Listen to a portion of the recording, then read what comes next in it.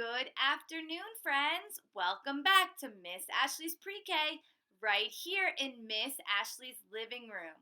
Today we are going to be talking all about math because that's what we've been working on a lot this week. We've been counting, we've been patterning, and we've been sequencing. Sequencing is another word for putting in order. So I made my Very Hungry Caterpillar board. You can make a Very Hungry Caterpillar board as well at home.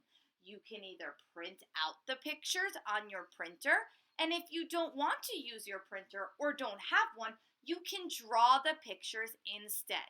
So let's see how Miss Ashley made this board. The first thing I had to do was sequence the days of the week. Remember, sequence means put in order. So let's see how I sequence them. The first day of the week is Sunday. Sunday, Monday, Tuesday, Wednesday, Thursday, Friday, Saturday. Now, Miss Ashley knows how to spell the words.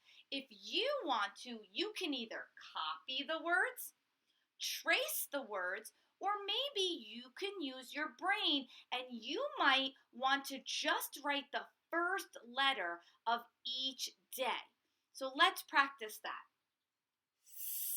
Sunday. What letter does Sunday start with? S. So you would write the letter S. Monday. What letter does Monday start with? M. So you would write the letter M. Tuesday. What letter does Tuesday start with? T. So you would write the letter T. We have now sequenced the days of the week. Now I want us to sequence the different foods the Very Hungry Caterpillar ate. Sunday, he popped out of his egg, so he didn't eat anything. We start on Monday. Apples, pears, plums. But friends, when I was doing this, I couldn't remember. Did oranges come next or did strawberries come next? I wasn't quite sure. So I used my book. If you forget something, you can always use other things to help you. Even teachers and grown-ups need help sometimes. So I looked in my book. Apple, pear, plum went next. Then strawberry, and last orange. That's right. So I put them in order or sequence. I even sequenced all the foods that happened on Saturday. That I definitely needed help with. So I used it like this, and I matched and put in order, just like the book. Now we've been counting. So we are going to count how many pieces of food the little caterpillar ate every day. Count with me. Use your pointer finger. 1 apple. 1, 2. 2 pears. 1, 2, 3. 3 plums.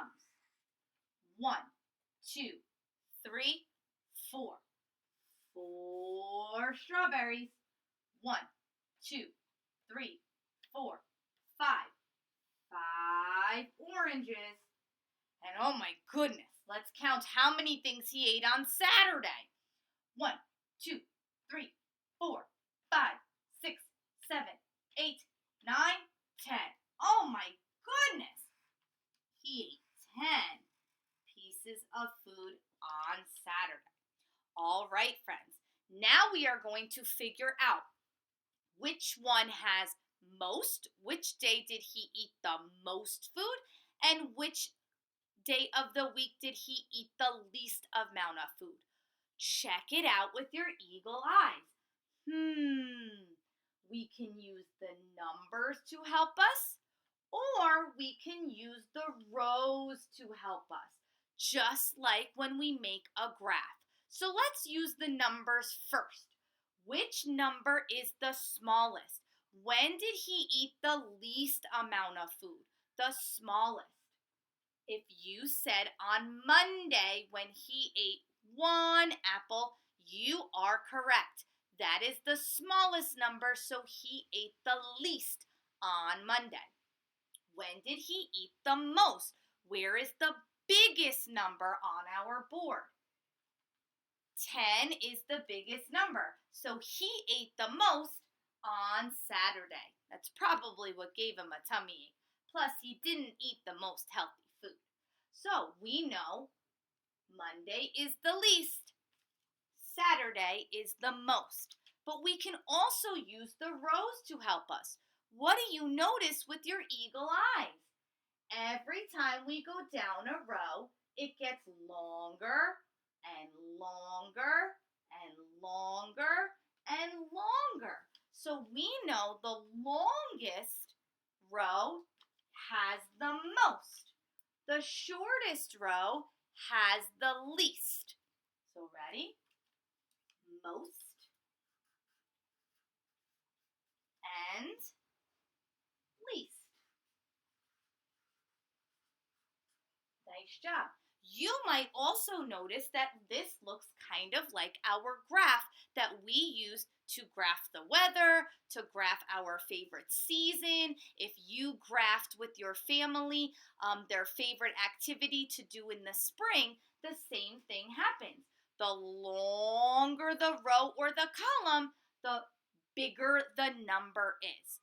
So that's it for today. We did some sequencing, we did some counting, and we did more and less. As always, I love you lots, and I miss you bunches. Mwah!